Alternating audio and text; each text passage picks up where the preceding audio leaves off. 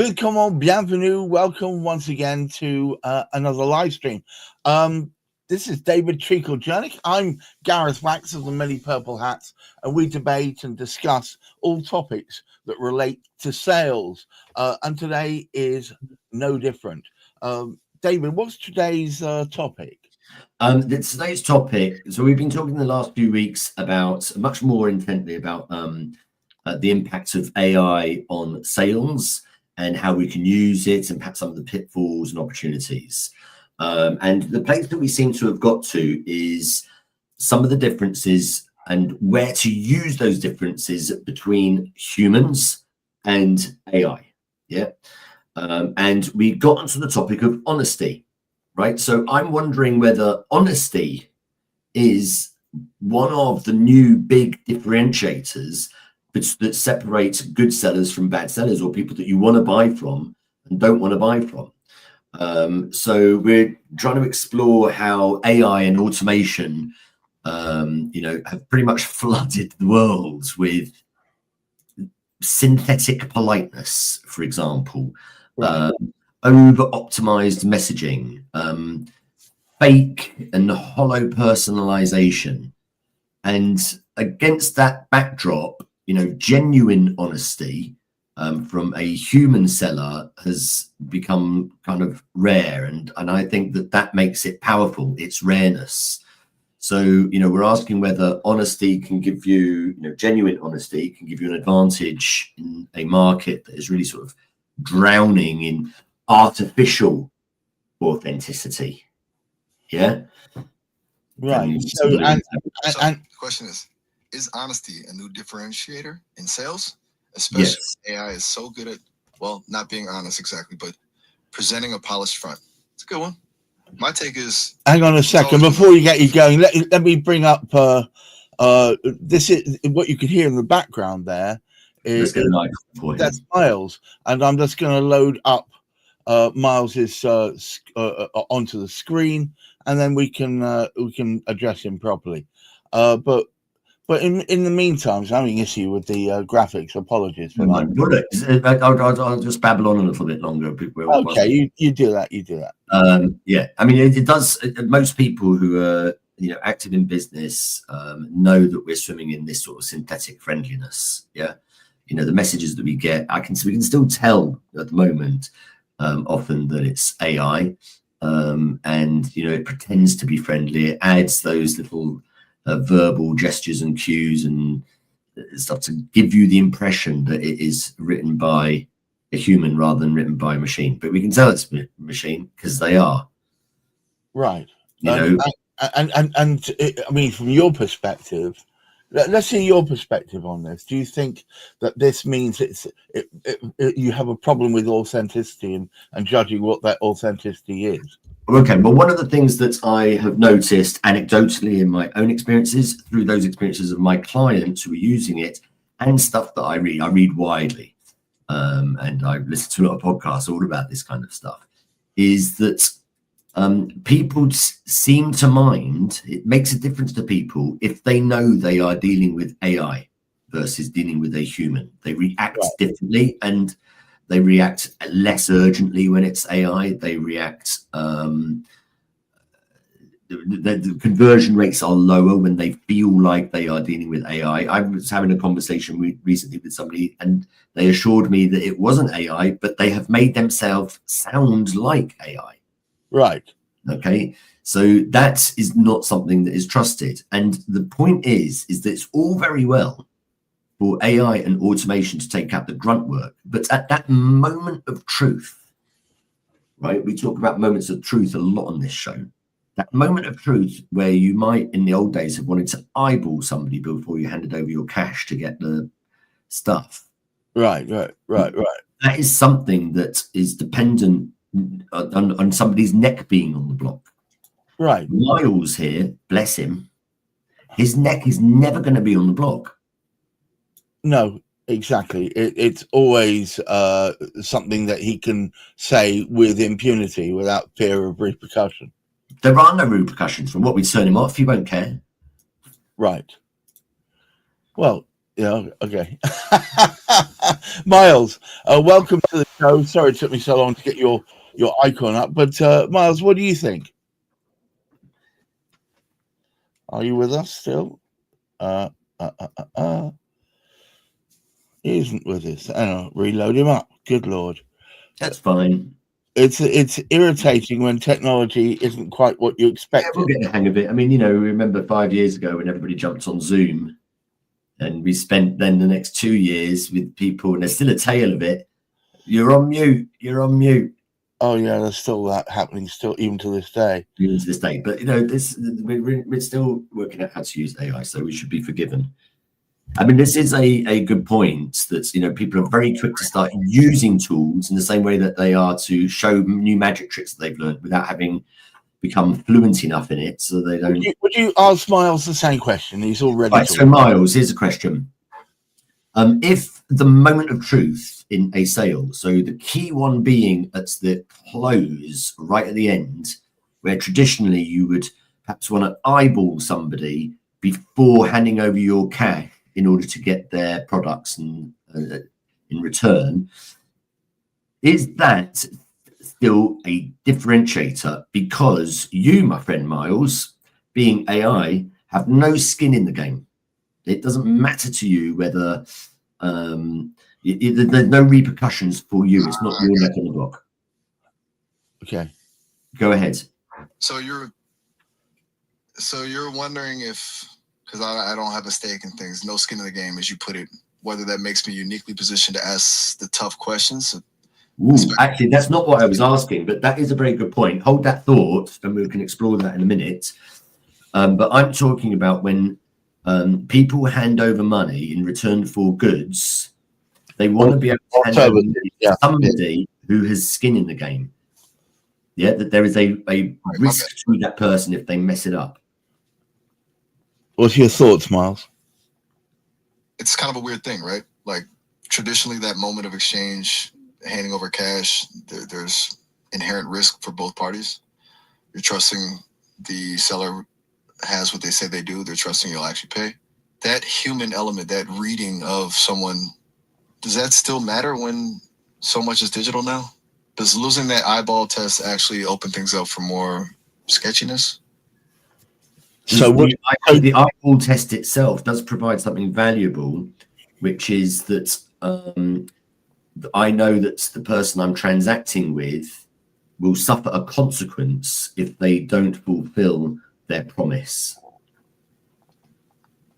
Fair. It's like there's a built-in accountability when you can directly connect a face and a reputation to a deal. Removes a layer of abstraction, doesn't it? It doesn't have to be the face, but it is a human being that has a real life, that might have a family, and if they lie too much to close a deal, just to say the right things in order to convert it. Let me give you some practical examples. If somebody asks me if my services are guaranteed, then I will say no.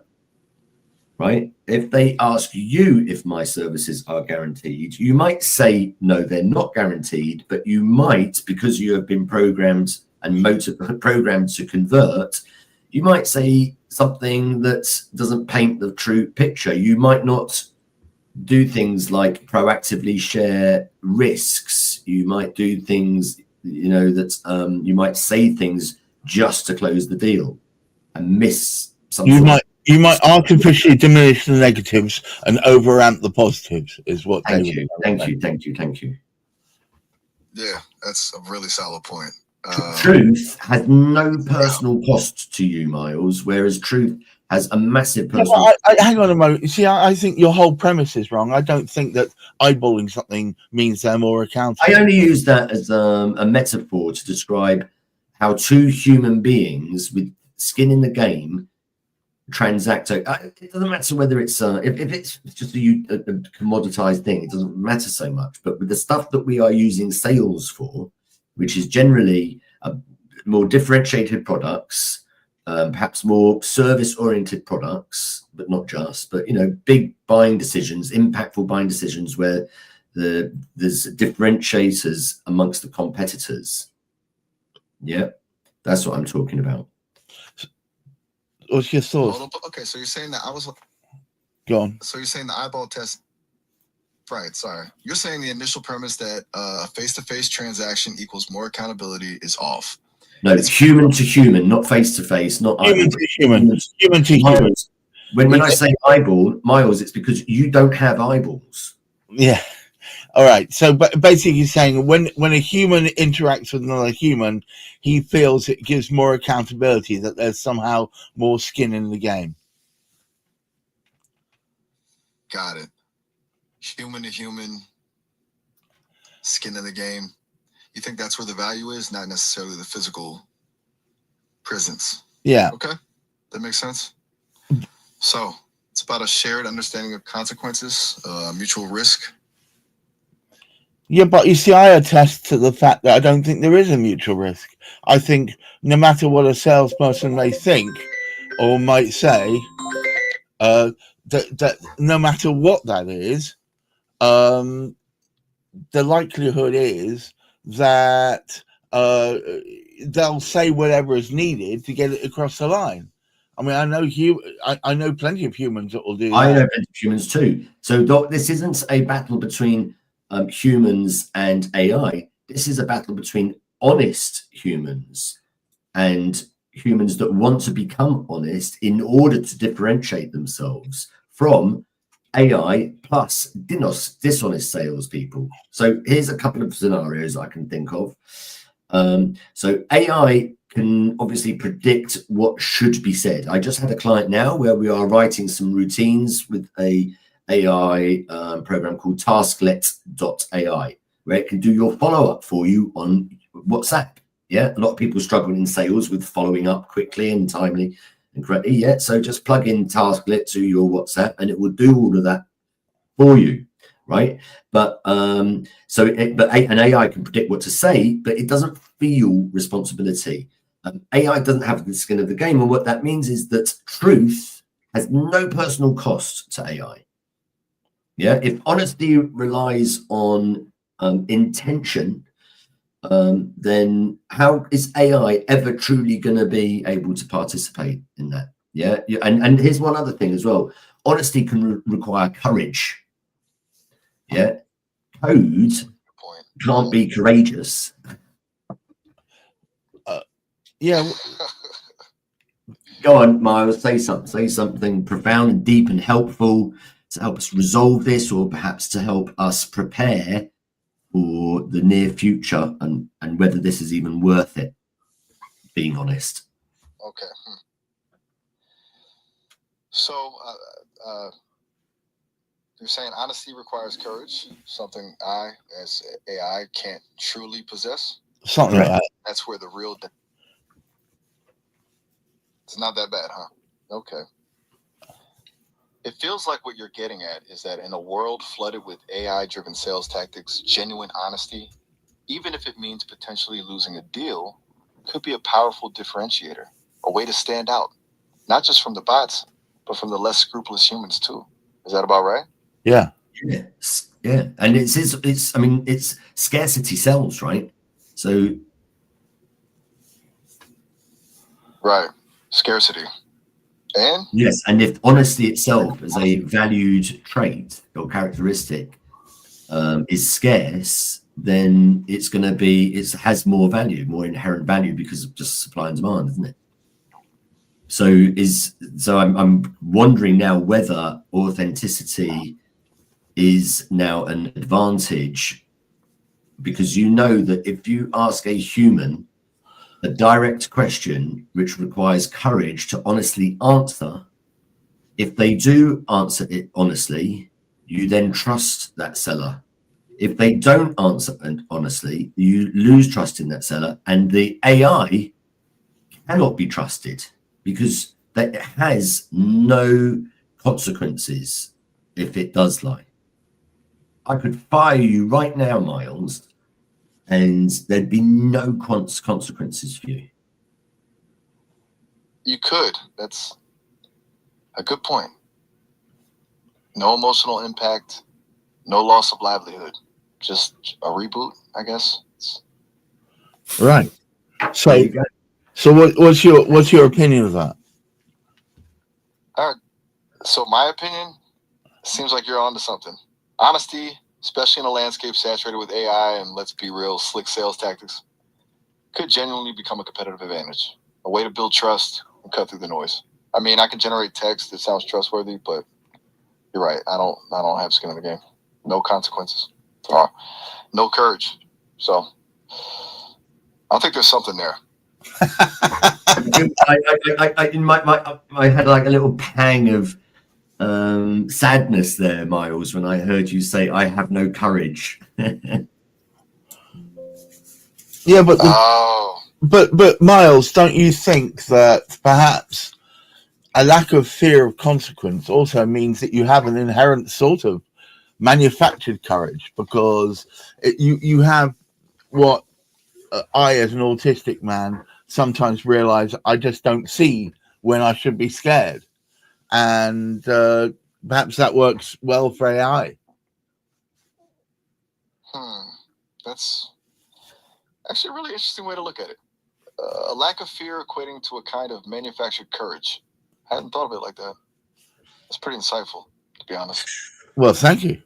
Do you know what? I'll tell you what, something, I mean, I know we have to wrap up now, but what's something else that strikes me about these sorts of conversations that we have, Gareth, is that to be able to get the most out of AI and probably any tools, certainly when it comes to AI and automation, but probably a whole load of things, it can take humans with a wide diversity of how we're using our brains in order to maximize on it.